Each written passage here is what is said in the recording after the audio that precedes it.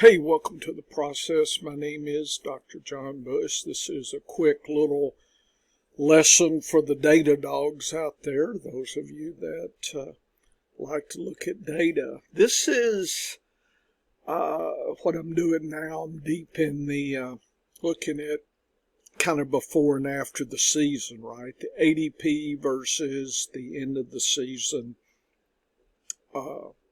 PPR average, and this is per round of drafts here. So 14 rounds here. I'm looking at running backs, and I average the running backs drafted in each round, get a number from 2015 to 23. Here we go.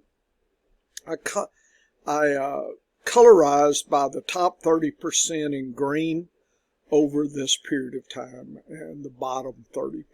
So we do get that kind of data, kind of seeing, and predictably so, right?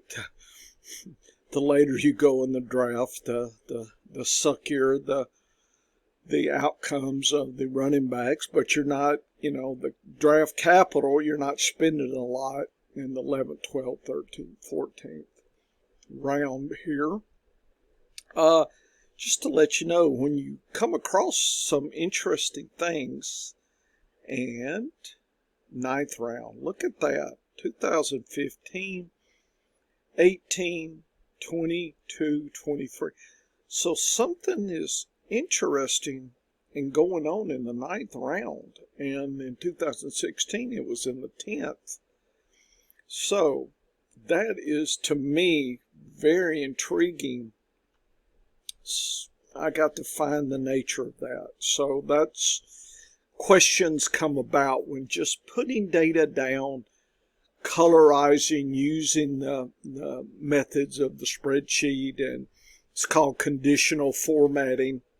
If you're not familiar, that's this button here, and you can do highlight cell rules, or you can go down here to new rule and manipulate. So if you're not familiar with any of this and you're serious about data, you need to get familiar. I also generated the maximum fantasy point average for that year. It's called the max function. That's the equation here. It's really simple. And so once I had that, and this is showing part of the lesson, is how manipulating, certainly colorization allows us to look at things, but also just looking at kind of a scale comparison. Right now, when you look at, say, the first round, and you can certainly see 2015 was very amazing as far as how abnormal. 2016 was certainly that way. And since 2016, we've pretty much been in a different world. So there was some really interesting things happening. So what's the takeaway? Takeaway is, just because last year the first round running backs was 257 points doesn't mean 2024 will. Most likely, you can even calculate, right? Probably, what is that? 2, 4, 6, 7, 8, 9. So 7/9, whatever that is percentage-wise, is probably the odds that it's going to be above 2018. That's just a heuristical rule of thumb kind of thing. But there's still, it's not a 0% chance that something really funky happens, probably injury, these kind of things. And you can investigate 2015. And I do believe 2015 really inspired people to do a later round running back concept here, because that year you were getting a lot of bang for your buck, even second and certainly third, sixth round, ninth round. So I think that's where the zero RB really came to shine. And of course, last year, the zero RB really didn't get you what it did in 2015 at all. So just be aware of these year by year concepts that various pundits flip out there, and very shallow thinking, and just, if they even show data. I don't even know what they show. I don't know what they're doing. But there it is. There's some of that. So getting back to the max, I took this box here, 110 divided by the max for 2015, which was third round, 193.6, and we see 57% of the max. So now each segment or each box or each data point, and this is global data point here, is on the scale 0% to 100%. So this to me is a definite way for us to look at the data here in a nice way, and you can visualize it. So now, instead of looking at this row and you're thinking, well, they all look about the same. Well, look at 2021, 85% of max for that year. So that's kind of interesting. But you probably would have to really dig to catch that. It's there, but this method of manipulation and presenting the data different allows us to catch these kind of things here. And look at last year, 96% of max, the 100% was in the 9th round. Isn't that interesting? We haven't ever seen that before. And yet the round before, half of the max. 7th round, roughly half. So certainly 7th and 8th really sucked, but boy, 9th really knocked it out of the park here, which was very interesting. So the journey of why is certainly one that you'll want to do here. So you can probably generate a chart, or maybe a diagram if you wanted, or I guess a figure here, if we were to do it like there. Let's see. So you can kind of start manipulating the data and staring at it. If you wanted to look at trend lines, you could do that. And here's 2015. And you can see if you do a trend line, and I don't even say, oh, there it is. Okay, let's do it in yellow so y'all can see the, is that, yeah, 2000. And I like to do polynomial and do about the 4th level. I like the interesting patterns that it shows across the various draft rounds. So I probably need to change that to 1 there. Okay, now we can actually see the draft rounds. And so here's 2015.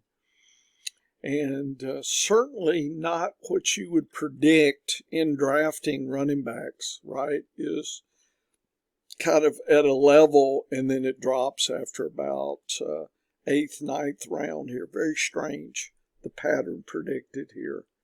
And I don't know what that is. Is that okay, so this was last year. So let's look at last year's data here. And come on, John.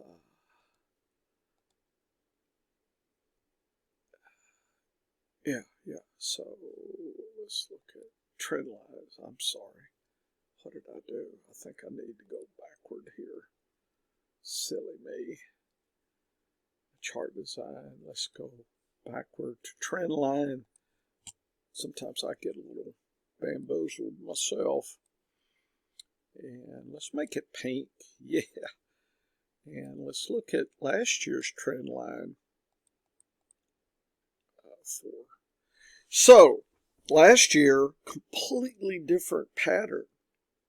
2023 was all about the first round, and the pattern says it started going round 2.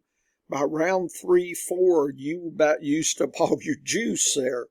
2015, you still had juice. So 2015 is that zero RB concept. You can see that pattern. 2023, I don't think, went with the zero RB. In fact, it went early RB. So when you're looking at data and you're thinking about things, this is the kind of information that I like to throw out there and use and manipulate and think about. And so, like I said, it's January 31st here. I'm not even close to thinking about drafting. I'm just kind of getting through and generating figures. So I'm working on my PowerPoint here. You can see, and I've got 64. It's going to be a lot more slides, hundreds of slides times it's said and done. And I create that for purposes of inspiring me to draft better and to think and use common sense and and understand the limitations. It's not to follow this. And in fact, if you don't get the idea that things are a lot variable in fantasy football, and so some pundit that flaps their chops about what happened last year, come on, man. Where's the data? Show us the variation. That should scare you to death. Again, if you have money on the table, I don't know what these people do, Don't know if they play for lollipops or something. Who knows? Anyway, some of us are trying to make a little money at this. And it's fun. It inspires thinking and deeper questioning. So I'm just giving you some more examples here before I get into the some of the other lessons. I'm going to start at the beginning of this material, the ADP versus end of the season. And I'm going to look at quarterbacks, running backs, tight ends, and wide receivers here. Anyway, this is just something that was on my mind, and I had to deal it out for you guys. So I hope you enjoy an example of the data a little bit. And I like the 100%. And if you're worried about that, you could go and change the axis here if you want. Make it a little bit better. Just kind of give you an idea of what's going on a little bit. And so anyway, you can look at this and just say, well, what would you do next? And I'm going to get rid of, well, maybe I better save that. I may want to use that as a figure later. What I'm going to do next is probably break this data point up, 2015 to 18, see what that looks like, and then 2019 to 23. So kind of split the data. And what else am I going to do? I'm definitely going to look at round 9 a little bit, try to figure out what was happening there. And as you can see, the zero RB, those opportunities, the strong opportunities. And again, these are big top-down. This is not to the player level, right? This is to the bigger landscape level. You've got to be thinking about things bigger scale. And you're saying, well, why do you listen to Twitter? Oh, I need a break between these. Sometimes these numbers get bouncing around in my head, so I have to go elsewhere. So this is from the Data Cave. This is Dr. John Bush for the Science of Fantasy Football, the process, showing you another fun little quick lesson. It's not really quick, 14 minutes, almost 15 of me running my mouth. I'm sorry, I can't do anything quick. Okay, later.